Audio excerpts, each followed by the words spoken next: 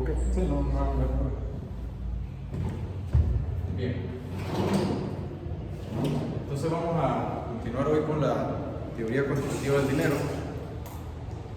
Nosotros vimos la última clase, comenzamos a ver lo que es la teoría cuantitativa, la primera modelización de la teoría cuantitativa del dinero y lo que se conoce como el efecto Hume-Cantillon.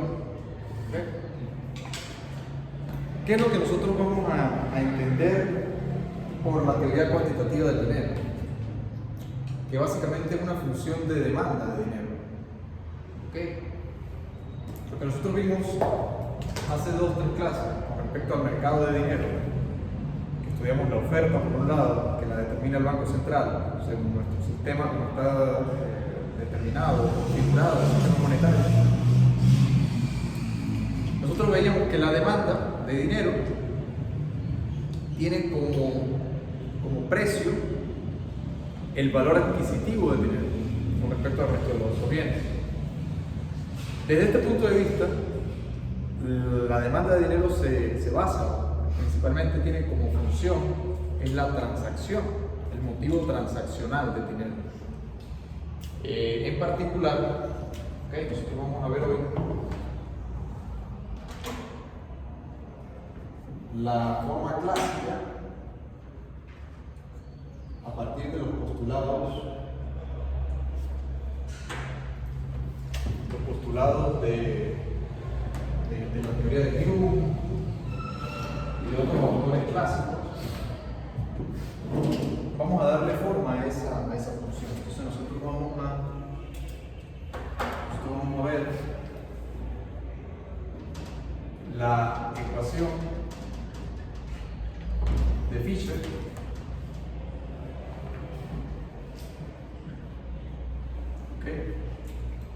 y vamos a ver alternativamente el enfoque de Cambridge,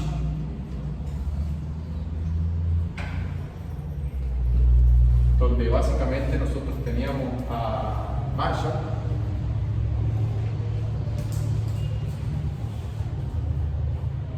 a Pigou, a Marshall y Pigou, economistas británicos de la escuela de Marshall, de la escuela de Cambridge, e incluido el propio Keynes, además de Ramsey y otros autores importantes. Lo que tenemos que tener en cuenta aquí es que este es el Keynes anterior o previo a la teoría general. Es un Keynes que todavía no había elaborado la teoría general, donde básicamente cambia todo, cambia toda la teoría. Entonces nos vamos a enfocar primero en la ecuación de Fisher, posteriormente en el enfoque de Cambridge, y ya por último vamos a ver hoy lo que es el teorema de la utilidad marginal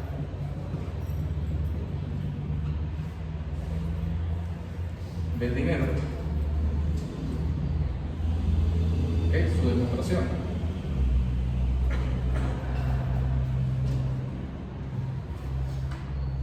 Entonces partamos de lo que habíamos comenzado en la clase anterior, que es la teoría cuantitativa, donde decíamos que la cantidad nominal de dinero, el stock monetario, multiplicado por la velocidad de intercambio, el número de veces que pasa de mano el dinero para poderse dar un nivel de producción,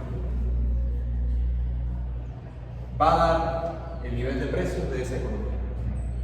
Entonces fíjense que si nosotros lo pensamos en términos de nuestra teoría o de nuestra introducción al mercado de dinero, no es más que una ecuación de aquella función, de aquel modelo.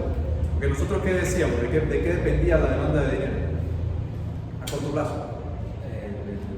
Tasa de interés, de lo que puede costearse. No, de la tasa de interés. ¿De qué dependía?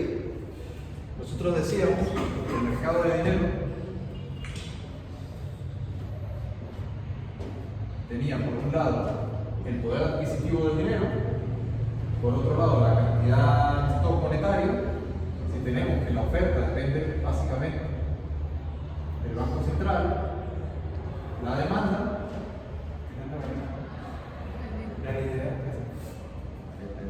no, esa es una situación particular. Esa es una situación particular.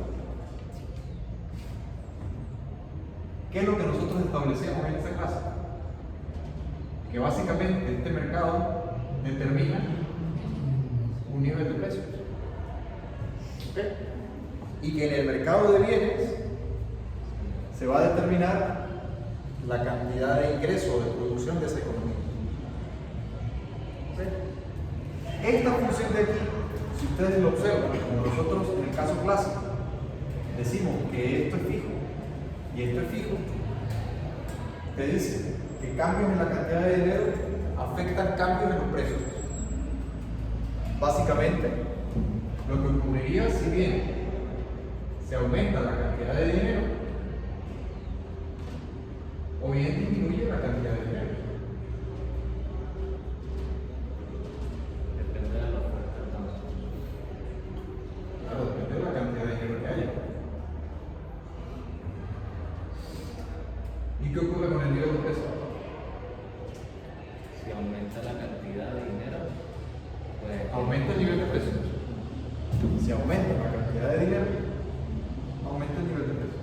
O sea, básicamente esto es una ecuación de determinación del nivel de precios. ¿Ok? Visto de otro punto de vista, si disminuye la cantidad de dinero, entonces disminuye el nivel de precios. Sería el caso contrario.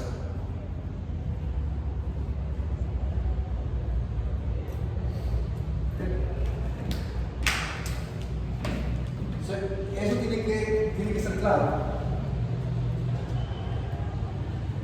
No pueden haber dudas al respecto, porque en economía básicamente todo es mercado, todo es oferta y demanda. Lo que pasa es que luego las cosas se van complicando, pero es oferta y demanda. En torno a eso gira toda la historia. El problema es que cuando tú no identificas bien un mercado, vas a tener a empezar problemas, o vas a empezar a tener situaciones en las que tú digas que los precios de ese mercado no se refieren o no están formados por las variables que lo forman, que subyacen. ¿Me explico? Es como que si tú, por ejemplo, digas que el precio de cierto producto o de cierto bien se determina en el mercado de otro bien. ¿Ok? Bueno, el caso particular que ocurre es el del dinero. Entonces, que nunca se les olvide. No se les olvide porque si pierden de vista eso, básicamente van a andar confundidos toda la vida como economistas. el nivel de precio depende de la oferta monetaria. De la oferta y de la demanda, de ambas. Como decía Marshall, un mercado es un par de hojas de una tijera. Para tú cortar necesitas ambas hojas de la tijera, una es la oferta y la otra es la demanda. Con una sola de las hojas no puedes cortar, ¿cierto?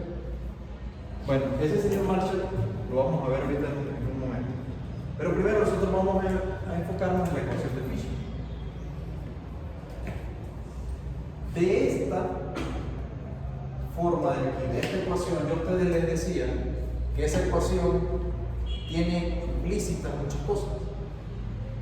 La primera variable que nosotros vamos a sacar de aquí es la velocidad de transacción o de velocidad de dinero,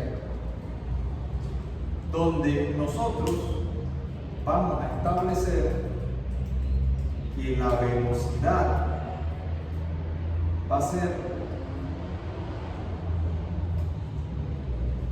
el inverso de la demanda de dinero.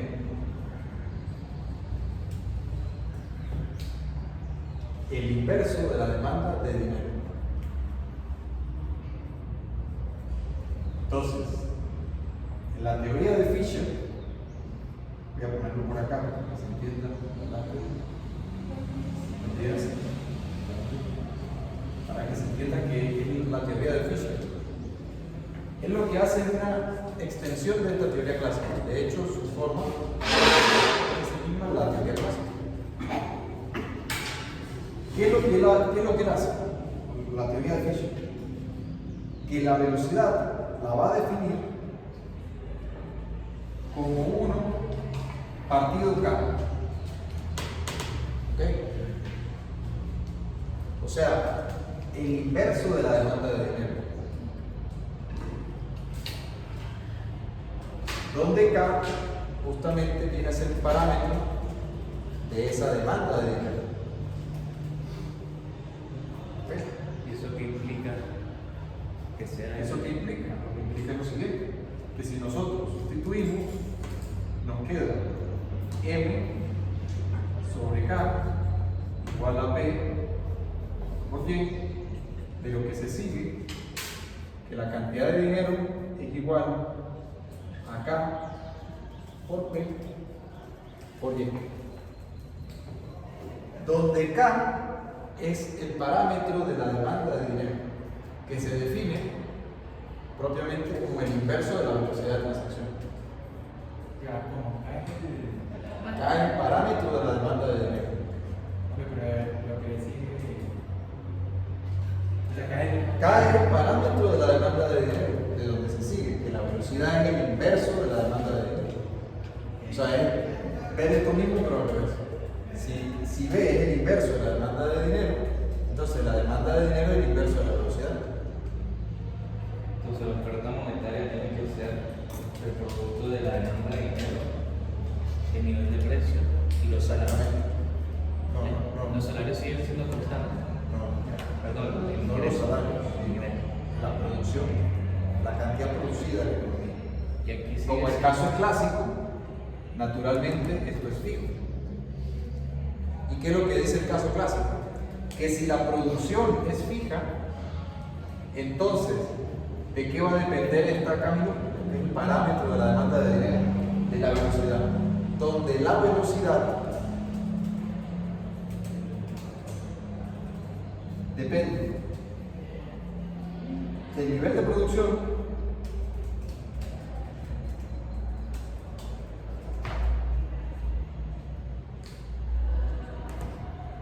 y más que del nivel de producción, la tasa de crecimiento de la producción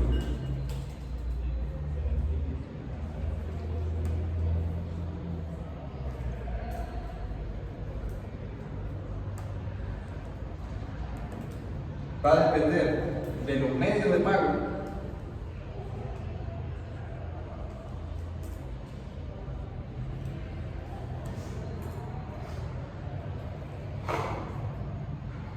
y va a depender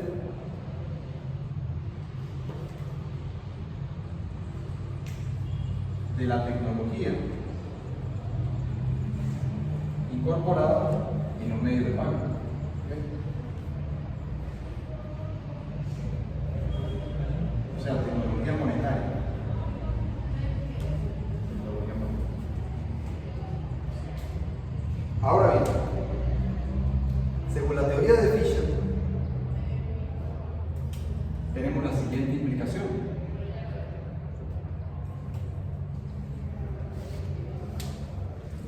Según la teoría de Fisher, se da la siguiente implicación.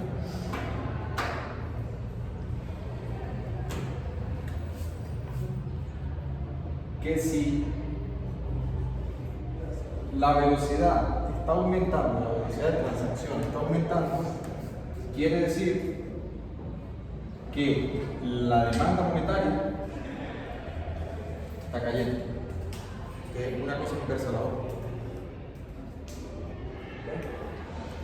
Por otro lado, sí, la velocidad del dinero está cayendo, eso quiere decir que la demanda de dinero está aumentando.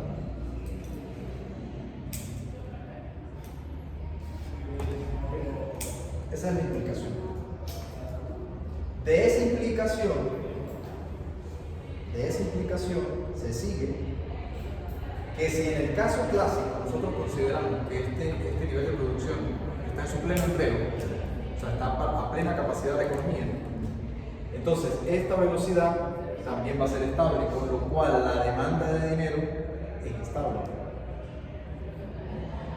O sea, básicamente, si toda la producción se está generando, que todos los factores y recursos están empleados, no hay motivos, o no habría motivos para que el dinero cambie más rápidamente o más lentamente. Si asumimos el paribus, que los medios de pago siguen siendo los mismos y que la tecnología monetaria no ha cambiado. ¿Okay? Hago énfasis en esto porque hay que entender o estudiar primero la teoría de Fisher. Evidentemente, si nosotros empezamos a incorporar innovaciones en los medios de pago, vamos a tener cambios en la velocidad de dinero.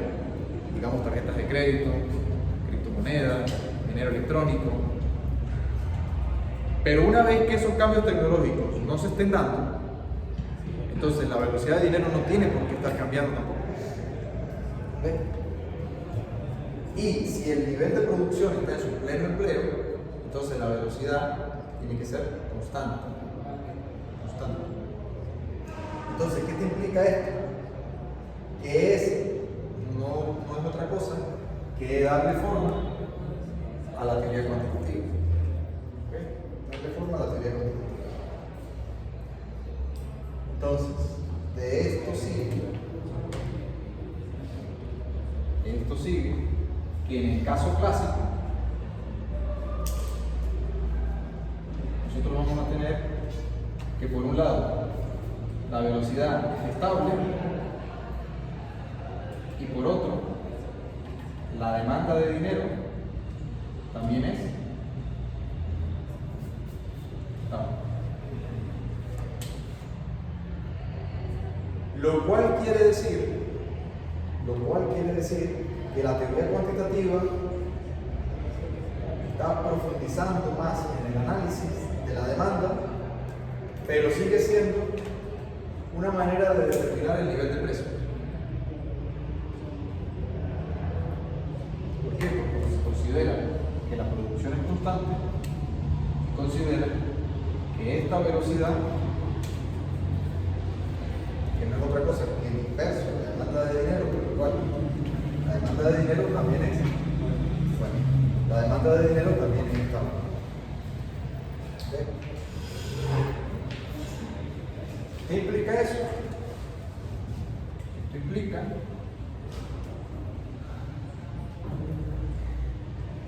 que es una demanda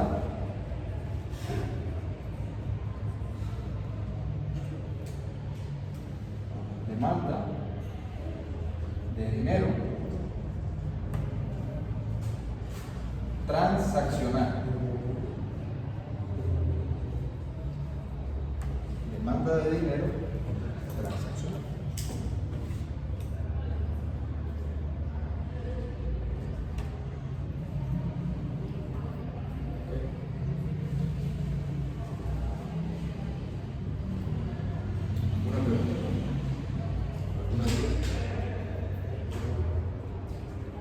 Entonces, en nuestro modelo, ¿qué es lo que está diciendo la ecuación de Fisher?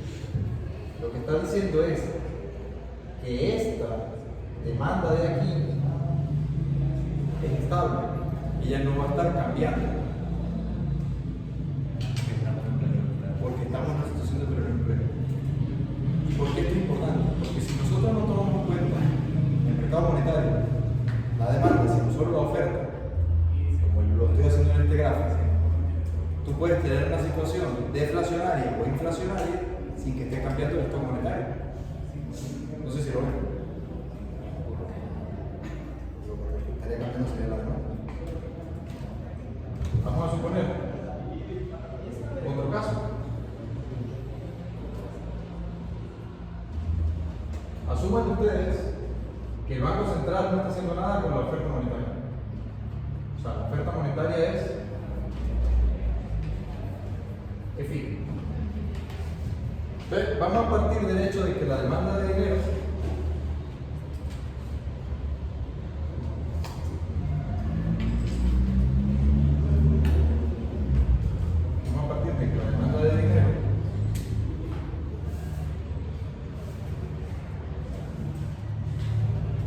caliente.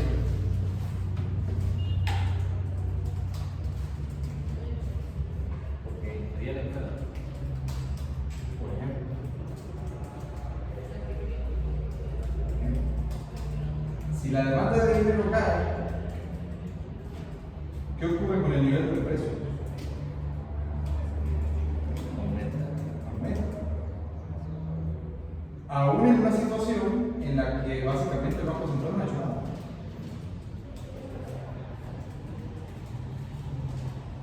Esta caída implica un aumento del nivel de precio. Sin embargo, el Banco Central no ha hecho nada. Inclusive, puede estarse dando el caso de que el Banco Central reduzca la cantidad de dinero y aún así nosotros vamos a tener un nivel de precios aquí mayor mismo teniendo una política monetaria restrictiva. Entonces, conclusión, moraleja, cuando tú miras un mercado no solamente puedes mirar una de las dos, no puedes mirar solo la oferta, tienes que mirar la demanda. Esto básicamente es lo que, a mi modo de ver, no entienden los señores del Banco Central de Venezuela. Básicamente eso. Tú tienes una política monetaria restrictiva donde está cayendo la masa monetaria y sin embargo sigue teniendo inflación en el mundo. ¿Por qué? El problema lo tienen por el lado de la demanda. ¿Cómo se resuelve ese problema de demanda?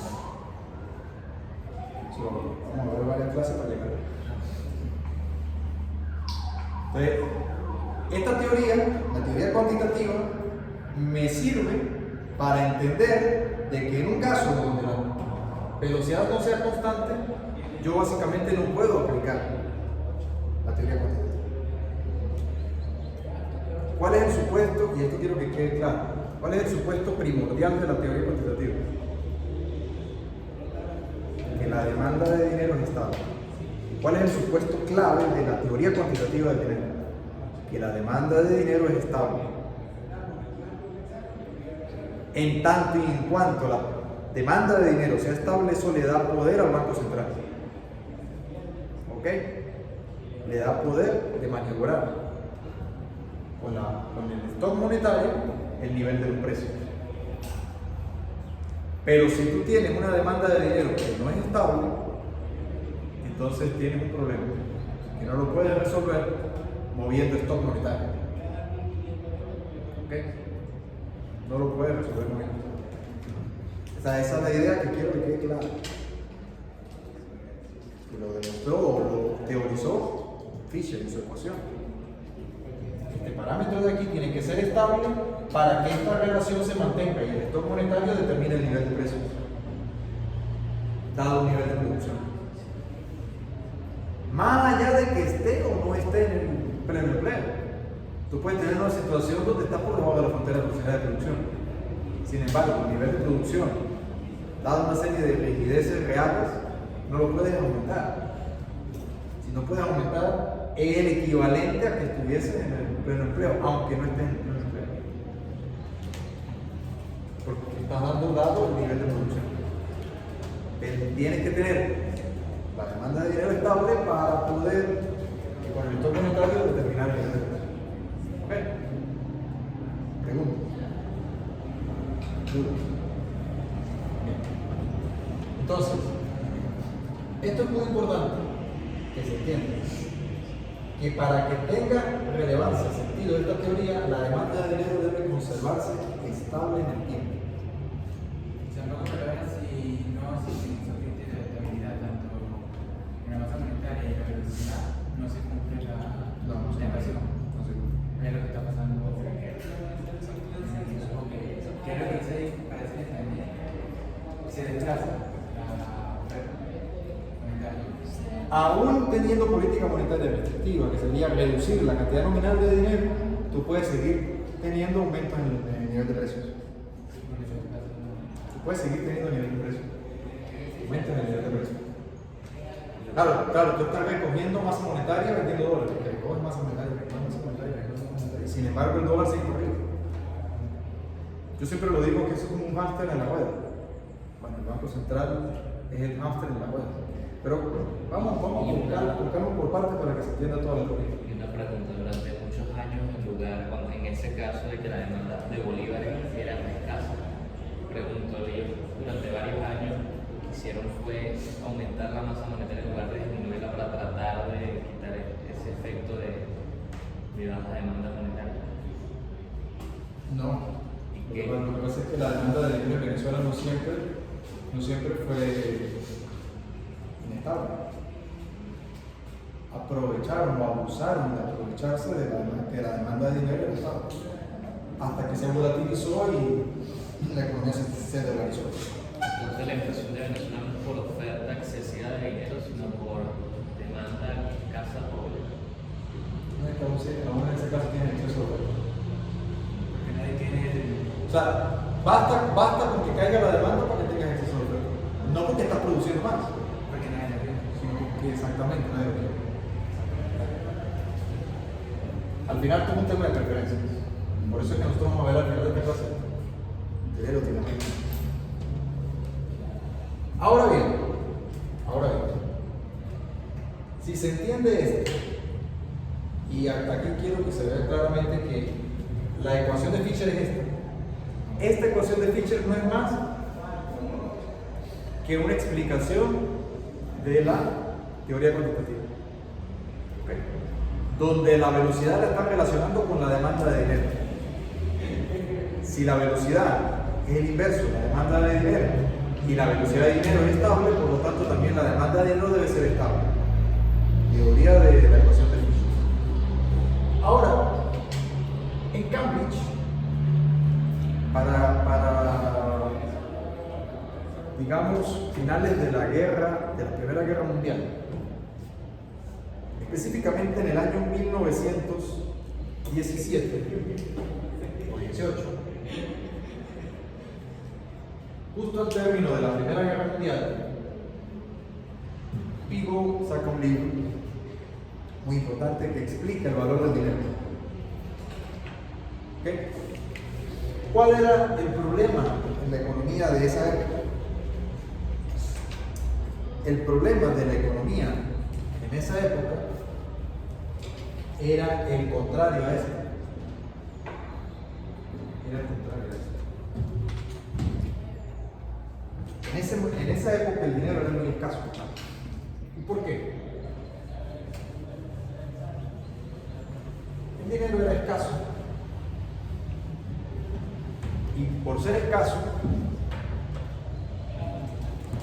la demanda de dinero, digamos, no tenía tendencia a caer, sino tenía tendencia a, como decía Fisher, a ser estable. No es sobrevalorado. No. La demanda de dinero tenía una estabilidad, básicamente porque el dinero era escaso. ¿Okay? El dinero era escaso por una razón que ya yo se lo he dicho, pero seguramente no lo recuerdo. A ver, el que me diga por qué era escaso le doy un límite. Claro, eso es trampa para pero también vale para los que están a distancia. Por el patrón. Por el patrón. Tiene un punto en la prueba. Pero ¿qué quiere decir patrón? Que podía cambiar un billete de $100 por el equivalente. No, correcto, pero ¿qué tipo de cambio es ese? Fijo. Tipo de cambio. En ese caso, la situación que vivía la economía era una contraria a la que acabo de dibujar. La situación era esta. Una situación, básicamente como en este punto, donde tú tenías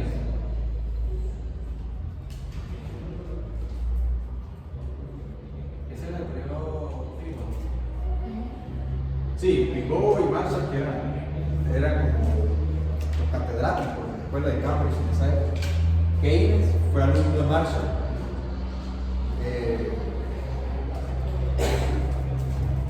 Ramsey fue alumno de Marshall. ¿Cuál era el problema? El problema era que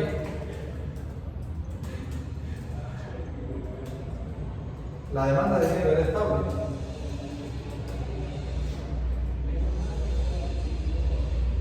Entonces, como había ocurrido una guerra,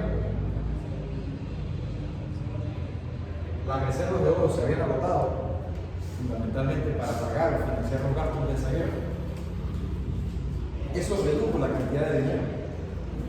Y el problema es que Churchill, al finalizar la guerra, puso el mismo tipo de cambio que antes de empezar la guerra. Eso creó un problema bastante importante.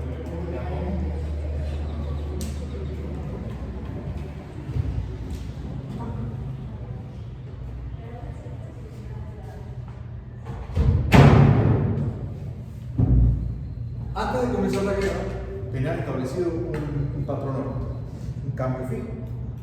Ocurrió la guerra y durante la guerra la economía cambia. ¿Por qué cambia? Porque aumentan los gastos.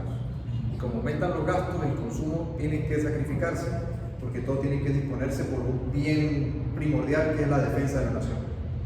En ese caso, todo el mundo empieza a reducir su cantidad de consumo. El Estado capta más ingresos de la producción para destinarla al frente. ¿Okay? Esto básicamente es como economía militar.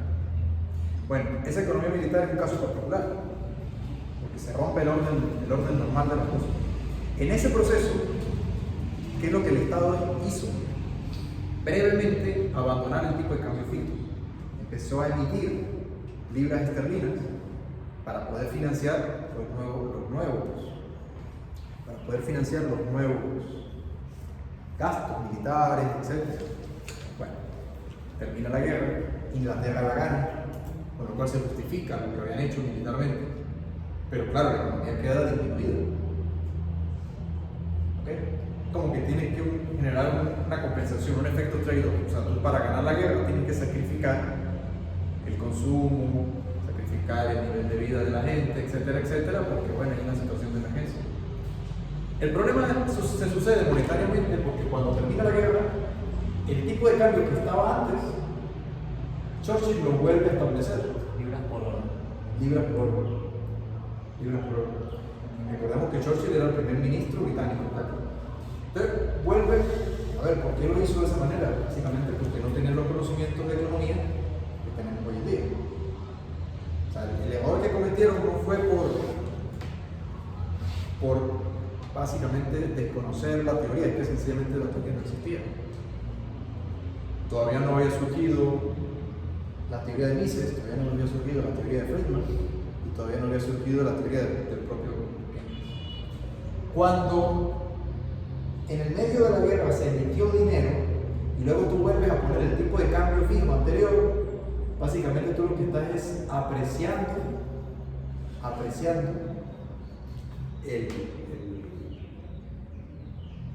moneda, en este caso las libras, y estás abaratando el oro. ¿Qué fue lo que hizo esto? Trajo como consecuencia que las reservas de oro se empezaron a desacumular, porque tenían un exceso de dinero. Ese exceso de dinero hizo que la cantidad de oro se empezara a retraer, y como el tipo de cambio era fijo, el precio no se ajustaba. El precio del tipo de cambio, el ajuste ocurría por otro mercado, no el de dinero con respecto al tipo de cambio, el cambiario, sino en otro mercado. ¿Cuál era el mercado donde ocurría el ajuste? Ya lo vimos, la clase hace dos clases. Mercado de bienes. Mercado de bienes. ¿Y qué era lo que sucedía en el mercado de bienes? Que los precios aumentaban o bajaban.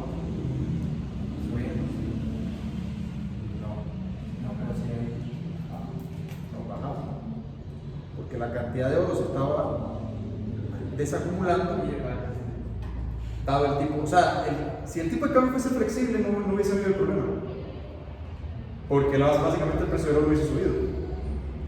Pero como el precio del oro no subía, se mantenía barato artificialmente, entonces la gente compraba mucho oro y básicamente dejaba de comprar el resto de bienes de la economía, con lo cual el resto de bienes de la economía, su precio bajaba. ¿Qué implicaba? Que con tipo de cambio fijo, al desplazar la oferta monetaria al inverso, o sea, restringir la oferta monetaria, los precios nivel de precio. Digamos, de esta situación previa a la guerra, después de la guerra se llegó a esta nueva situación. donde el nivel de precios caía. O sea, básicamente el problema que esta gente tenía era de deflación. ¿Ok? Vuelvo a repetir, ¿por qué era de deflación? Porque aquí la cantidad de dinero estaba aumentando, estaba disminuyendo, la cantidad de dinero estaba disminuyendo. Recordemos qué tipo de cambio fijo. No es tipo de cambio flexible, es tipo de cambio fijo. O sea, todo ese excedente de dinero que se creó en la guerra se cambió por oro a una tasa anterior, mucho más barata. O sea, como se demandaba más oro, debería de haber subido el precio del oro. Pero no subió porque estaba fijo. ¿Cuál es el ajuste que se genera en la economía? Un exceso de oferta de bienes. ¿Okay? Ese es el ajuste de la economía. Eso es lo que tú siempre observas en los mercados cambiarios. Pero en este momento no quiero entrar tanto en el mercado cambiario, porque eso lo vamos a ver más adelante. En este momento quiero es que nos enfoquemos en entender la teoría del enfoque de cambio. Entonces, un exceso de oferta en el mercado de bienes implica que abaratan los precios para poder venderlos. Claro, tiene un exceso en el mercado de bienes. Y la gente podía comprarlo. Ah, La gente podía comprar esos bienes. sí, claro. El problema es que la producción iba para abajo. Porque como no se vendía. Claro, la oferta de bienes estaba aumentada, sí, estaba en excedentes. Pero claro, ¿qué implica? Que para el siguiente periodo el desempleo aumenta. Porque si hay exceso de mercancía que no se está vendiendo, porque los precios están cayendo, en ese proceso el consumo no es que va a comprar más, sino que la gente va a esperar que caigan los precios para después comprar, pero a su vez después que caigan los precios para después comprar. Es un proceso económico inverso a la inflación, donde tú compras para que el precio luego no te suba. Bueno, aquí al revés. Aquí tú esperas que los precios van a bajar, entonces en vez de comprar te quedas con el dinero. Y como te quedas con el dinero, de ahí nace algo que vamos a ver más adelante, que es la preferencia por la liquidez. Preferencia por la liquidez. La preferencia por la liquidez nace justamente del enfoque de Cambridge.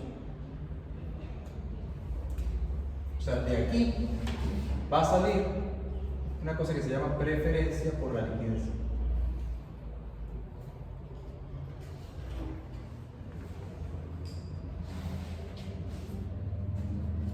Y esto es importante. ¿Por qué es importante? Porque de acuerdo a esto se van dando las bases de la teoría keynesiana. O sea, todo este marco teórico, analítico, va sentando las bases para la teoría keynesiana. Porque imagínense un mundo donde el dinero es muy escaso. Si el dinero es muy escaso, ¿tú vas a salir a gastarlo o te lo vas a quedar guardado? Te vas a quedar guardado. Entonces, si tú no sales a gastarlo, los precios de las cosas por las que se supone que tienes que gastarlo, esos precios, ¿van a subir o van a bajar? Van a bajar. Porque no hay liquidez. Van a bajar. Esa liquidez básicamente se estaba disminuyendo porque el tipo de cambio estaba anclado en una cantidad de oro finita. Y la gente no iba a gastar su oro.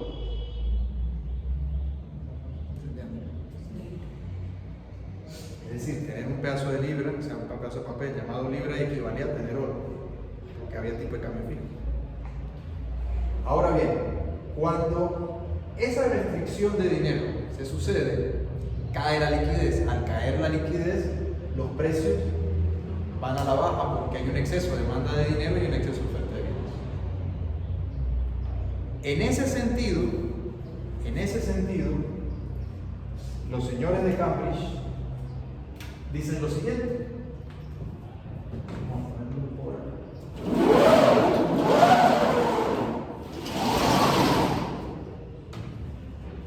El enfoque de Cambridge dice lo siguiente: la ecuación de Cambridge.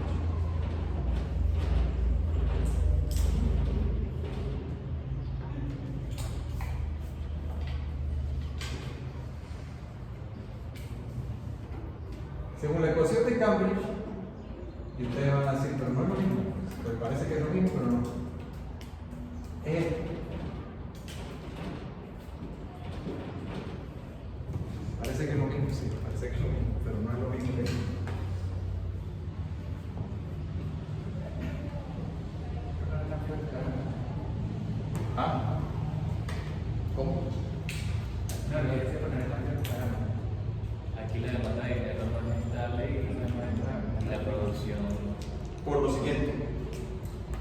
Aquí, ¿qué define la K minúscula? Es un parámetro, pero ¿de qué? De la velocidad de dinero, del dinero. Por lo cual es el inverso de la demanda. La velocidad es el inverso de la demanda de dinero, donde la demanda de dinero es estable. ¿Okay? Esta situación era ¿cuál? A ver, ¿qué economista estaba al frente de esta teoría? Fisher. ¿De dónde era Fisher? Americano. ¿En qué economía vivía Fisher? Estados Unidos. ¿Estados Unidos tenía el problema de Inglaterra? No tenía el problema de Inglaterra. Con lo cual la demanda de dinero en Estados Unidos era estable, la economía estaba produciendo y acercándose al pleno empleo. Ustedes deben recordar la historia económica que en los años 20, 1918 más o menos, el señor Fisher publica su teoría. En ese periodo, ustedes deben recordar que durante todos los años 20, la economía de Estados Unidos estaba produciendo no solo a pleno empleo, estaba por encima de su capacidad productiva. Básicamente por algo que vamos a ver luego que se llama expansión crediticia. Teoría del dinero y el crédito de Ludwig von Mises. Eso lo vamos a ver luego. Pero en ese proceso, la economía se estaba acercando al pleno empleo. Básicamente el nivel de transacciones hacía que la demanda por dinero fuese estable. ¿Qué era lo que los señores en Inglaterra al mismo tiempo estaban viendo? Otra situación. Era una situación donde la demanda de dinero no estaba ni constante ni cayendo. ¿Estaba qué? ¿Qué estaba pasando con la demanda de dinero en Inglaterra? No, estaba aumentando la demanda de dinero. Preferencia por la liquidez. Eso no fue durante la guerra, lo aumentó, ¿cierto? No. Durante la guerra tuvo que aumentar los gastos. Eso hizo escaso el dinero. Al hacerse escaso el dinero, ¿qué fue lo que pasó con la demanda? Que no solamente es que no se mantuvo estable, sino que empezó a aumentar la demanda de dinero. Cuando aumenta la demanda de dinero, ¿qué es lo que nosotros vemos? Vamos a suponer una situación como esta.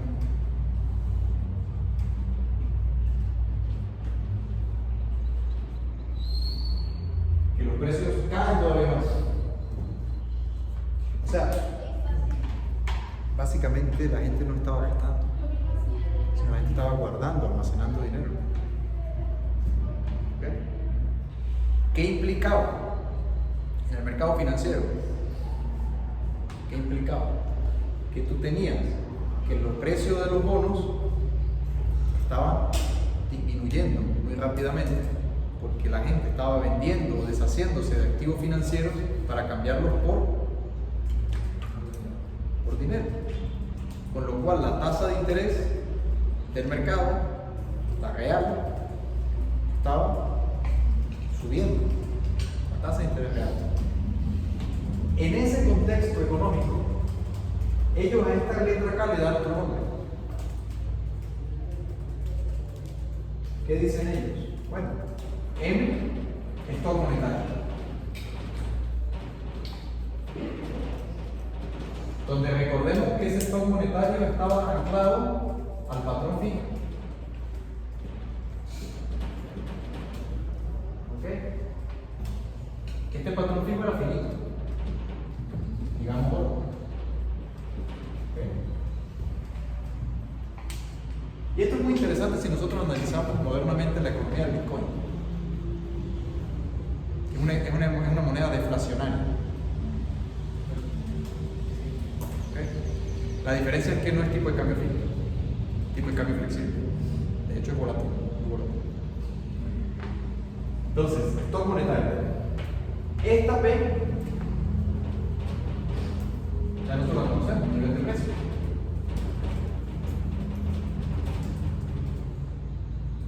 Y nivel de producción.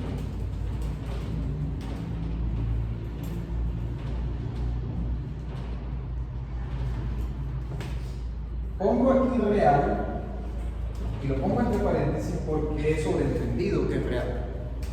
Es la cantidad de bienes y servicios que se están generando en un periodo de la economía. Nivel de producción real, medido por objetos físicos.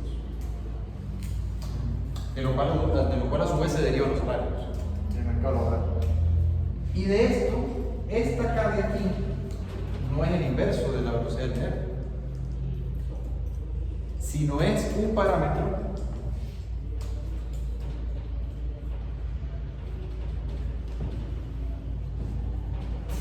de tenencias de cantidad de efectivo.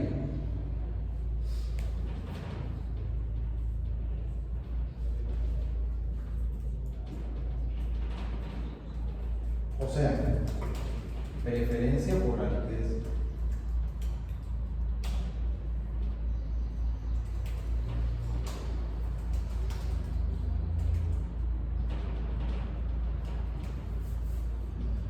Preferencia por la liquidez.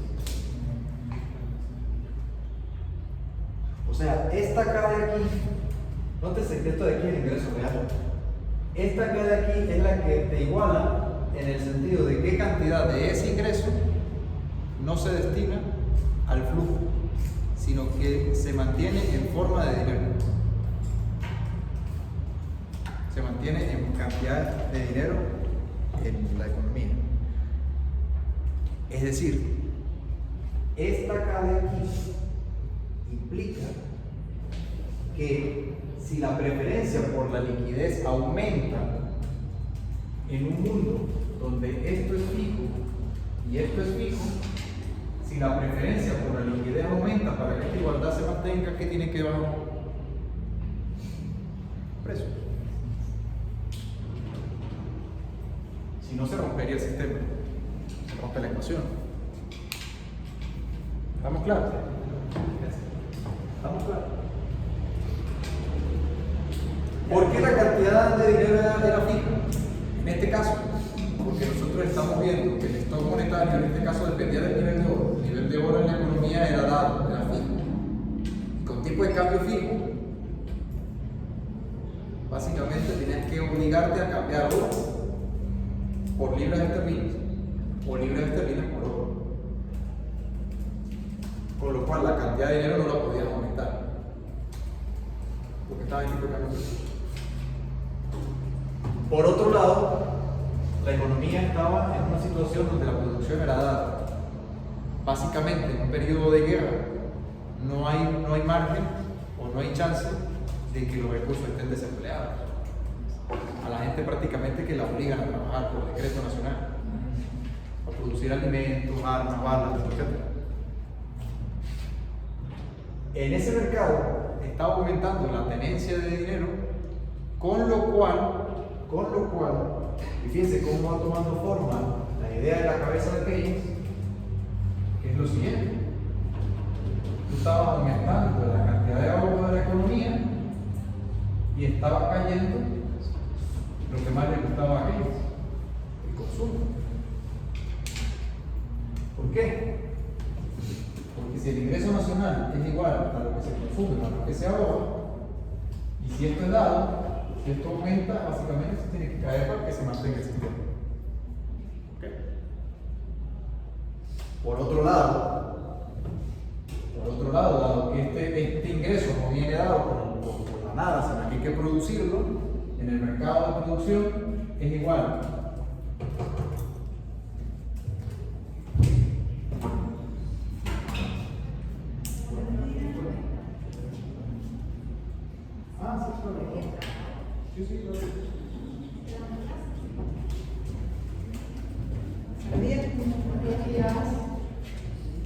Entonces, si nosotros decimos que por un lado es cierto y por otro tenemos que el consumo es igual el ingreso igual al consumo más la inversión, ¿qué tenemos que tener nosotros por? Gracias, profe. Esto básicamente es la demanda de gracia. ¿Ok? Básicamente esta es la demanda de gracia. Si nosotros sustituimos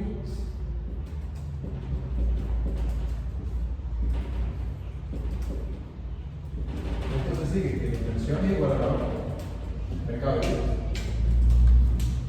¿En qué situación? En la situación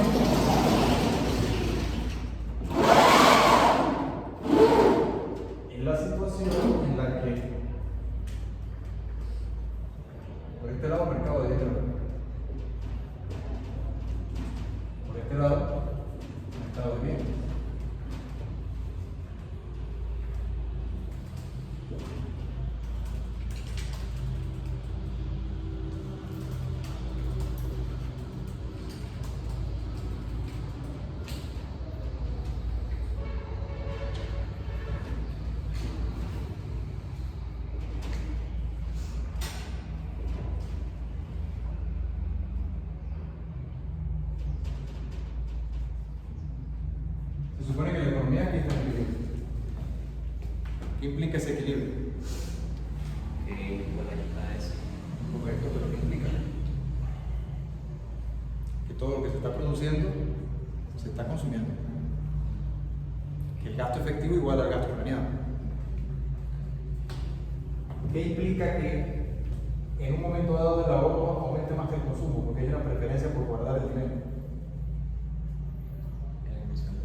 Que el ahorro aumenta. Si el ahorro aumenta, la economía entonces está en una situación por acá. El precio cae.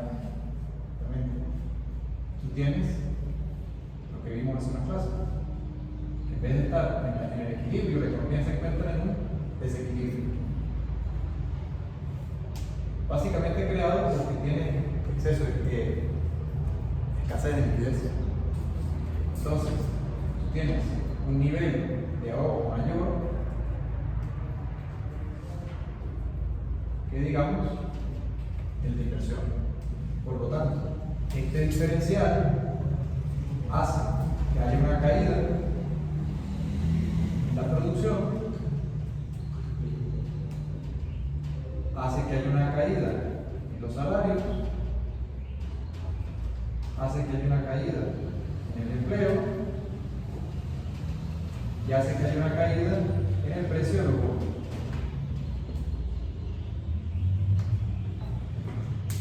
O sea,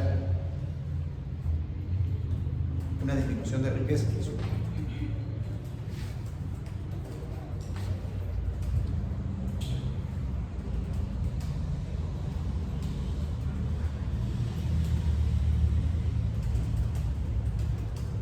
Una situación en la que la tasa de interés real es mayor que la de equilibrio. Ahora bien, ¿qué hora es? 9:39. Ahora bien, fíjense que esto tiene un problema. El problema era la neutralidad de dinero. De esto de aquí, nosotros tenemos que la tasa de interés real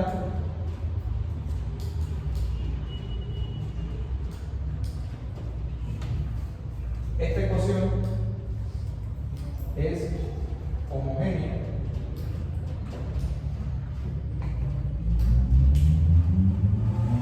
de grado cero, mientras que la que define esto de aquí, que es la que acabamos de ver,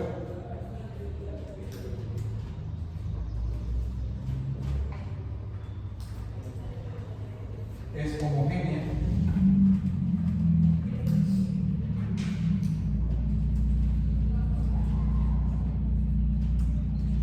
de grado 1. ¿Qué quiere decir eso?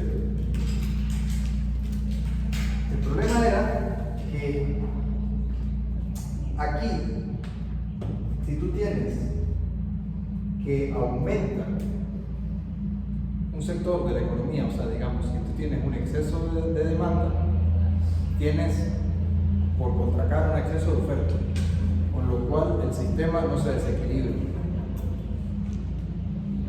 O sea, básicamente, este aumento del ahorro es compensado por esta disminución de la inversión.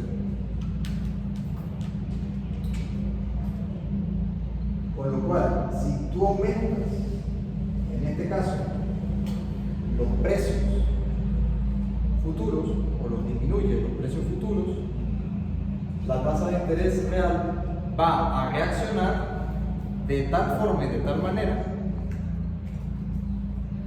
que ese desequilibrio en la economía como un todo se equilibra. O sea, es como que tienen un exceso de demanda y se compensa con un exceso de oferta. Puede darse el caso donde la oferta y la demanda sean exactamente iguales, pero puede darse el caso en el que tienen exceso de oferta de bienes compensado por un exceso de demanda de dinero. Ahora, ¿cuál es el problema aquí? El problema aquí era la exogeneidad del dinero, en el que si tú aumentabas la cantidad de dinero nominal, que sería como el equivalente a emitir más masa monetaria, ¿qué es lo que te dice? Que aumenta aumenta el nivel de precios. ¿Me explico? Si aquí los precios futuros están cayendo, la tasa de interés real aumenta. Mientras que aquí, si aumenta el nivel monetario, el nivel de precios aumenta. O sea, aquí básicamente el sistema se mantiene igual. Una cosa compensa a la otra. Un exceso de oferta compensa un exceso de demanda y todo se mantiene más o menos igual. Con más desempleo, pero igual. Aquí, por el contrario, tú tienes que un incremento del nivel de dinero lo que hace es aumentar el nivel de los precios. Entonces hay una inconsistencia de grado entre una ecuación y la otra. O sea, entre un mercado y el otro. Bueno, esto da lugar al desarrollo de este teorema. Yo no sé si me dé tiempo. No sé si me dé tiempo de...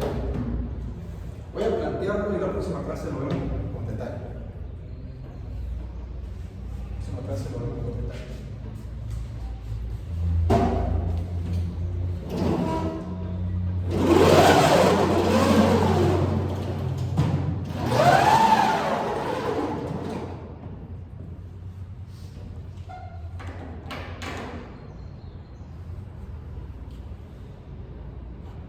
Yo les dije en la clase pasada que en el caso clásico el dinero es neutral, que tiene que ver con el hecho de que la ecuación sea homogénea de grado 1.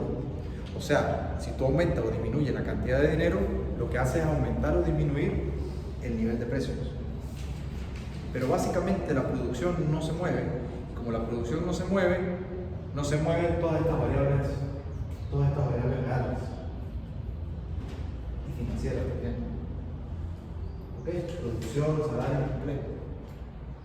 Entonces, desde el punto de vista clásico, no tenía sentido aumentar la cantidad de dinero.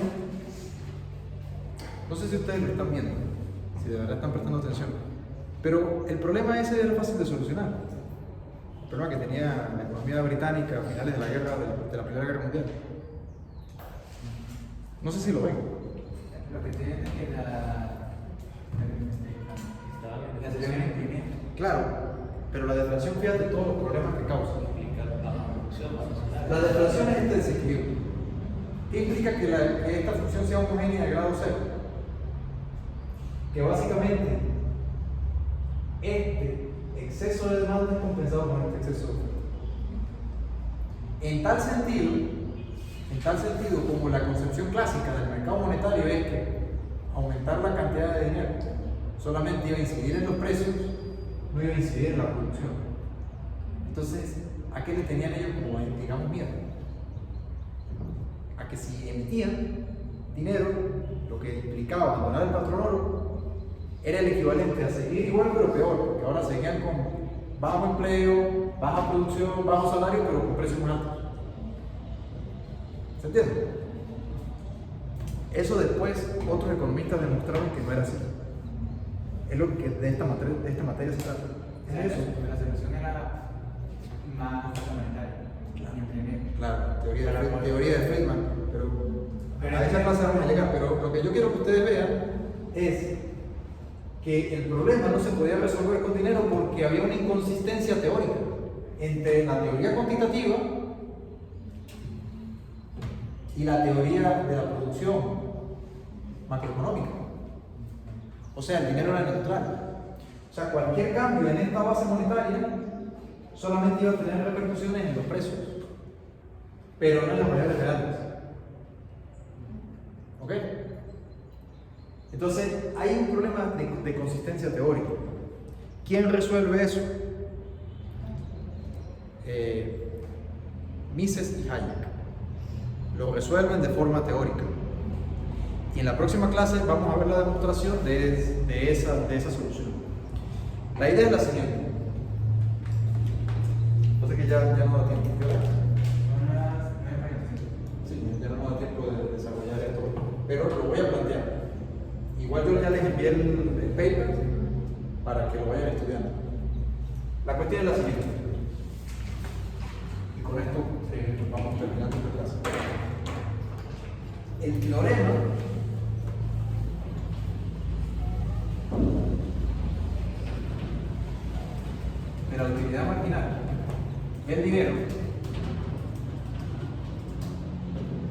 es que en esa modelización de la economía, donde tú tienes que la función de utilidad depende de una serie de bienes que consumen,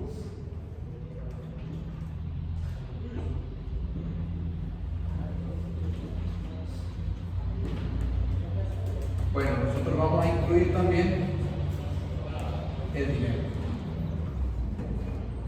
Esa es la idea de Mises. Mises, en el año 1900 y algo, saca un libro que se llama Teoría del dinero, el crédito y los ciclos económicos. ¿Okay? Que básicamente es una teoría del capital. En esa obra, Mises incorpora el dinero en la función de utilidad, que básicamente es considerar al dinero como un bien, pero un bien específico, un bien muy particular, bien numerario. ¿Han escuchado hablar de eso? Un bien numerario. No, ¿verdad? Un bien numerario es aquel que se utiliza para intercambiar por todos los demás bienes. Nosotros tenemos un equilibrio general de la economía, donde los mercados están cambiando los precios según exceso de oferta o exceso de demanda. Vamos a ponerlo así como trueques. Hay una sucesión de trueques en la economía que dan una cantidad N de precios relativos de la economía. En ese sistema de equilibrio general, cada bien, dado el intercambio por otro bien, genera un precio relativo. Ahora, si ese bien contra el que se intercambia todo es el dinero, entonces yo voy a tener un solo sistema único de precios contra el dinero. ¿Ok? ¿Qué les recomiendo yo que repasen para entender mejor esto? Que ya les veo las caras y sé que están perdidos. Cosas que ustedes tienen que estudiar. A ver, yo no puedo venir aquí a darles macro y micro porque ya eso lo vieron, se supone. Ustedes tienen que estudiar, y esto lo voy a poner aquí como un paréntesis. Voy a poner lo que tienen que estudiar de macro. Para que entiendan esa ecuación de Fisher y para que entiendan la teoría de Keynes, que se basa en Cambridge, tienen que estudiar de macro lo siguiente. Muy importante. Teoría del consumo.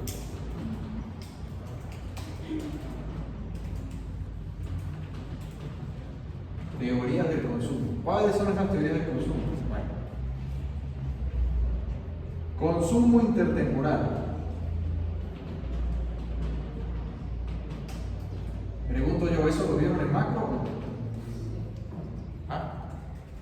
Sí lo vieron, ¿verdad? En macro 2, tuvieron que haber visto eso. ¿De quién es esa teoría del consumo intertemporal? ¿De quién es esa teoría?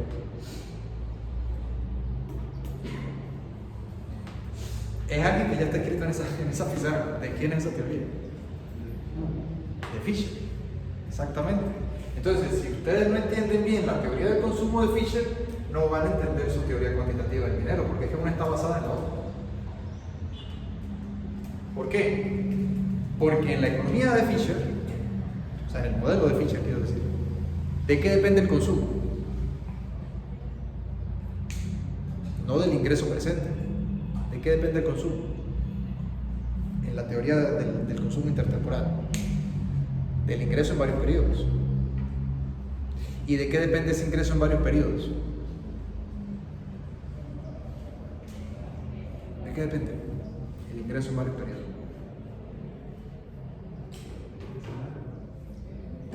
Una es el salario.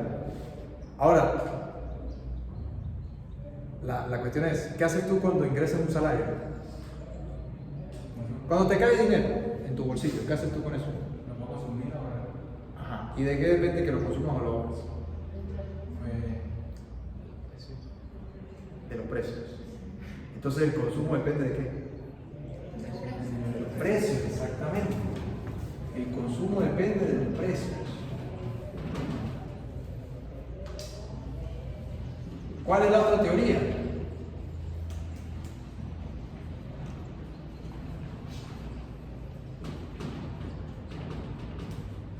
El consumo de Keynes. ¿Qué dice el consumo de Keynes? ¿De qué depende el consumo?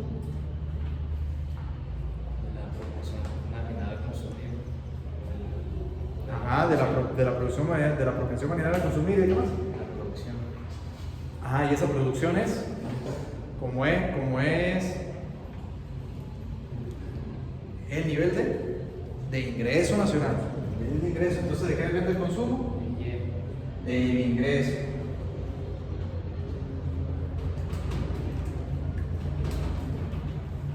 Son distintas teorías.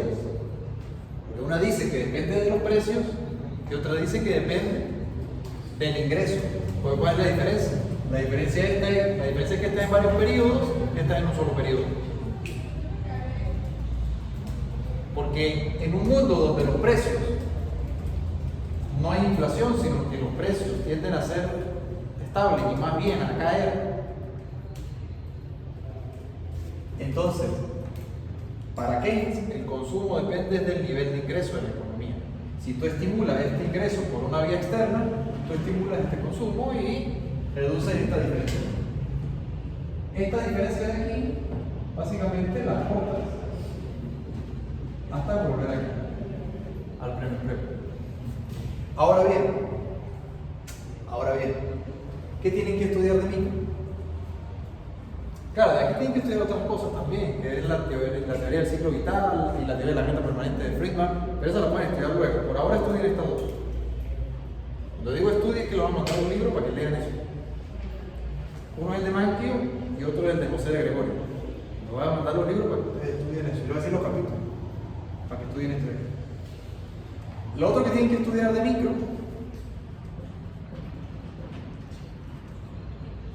es teoría del equilibrio general.